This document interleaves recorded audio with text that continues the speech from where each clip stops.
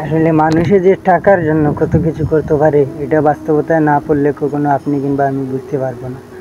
কারণ টাকা এমন এক জিনিস, আপনার কাছে টাকা আছে তো আপনার মামাতো ভাইয়ে পরিচয় দিব, খালাতো ভাইয়ে পরিচয় দিব, আপনার চাচাতো ভাইয়ে পরিচয় দিব। মানে কি এমন টাকা এমন একটা পজিশনে আনিয়া মানুষেরা খাড়া করছে যে টাকা থাকলে সবাই পরিচিত দিতে চায়, টাকা নাই মানে কেউ আপনাদের চিনবই না, আপনি কার আলা।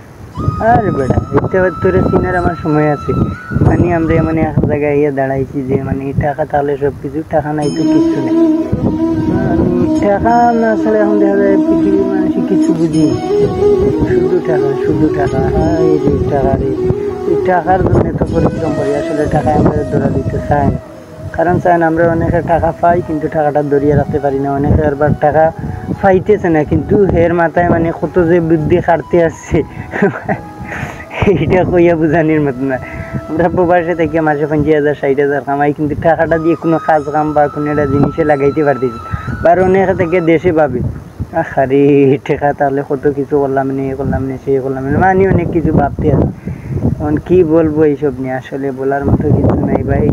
আমার এত বড় লোকেরও দরকার নাই, চিন্তা ভাবনা এটাই আছে কোনো সুরত খাইয়া বাঁচিয়া চলিয়া যাইতে পারলে এইসব যথেষ্ট। আল্লাহর কাছে শুক্রিয়া যে এরকম আছি।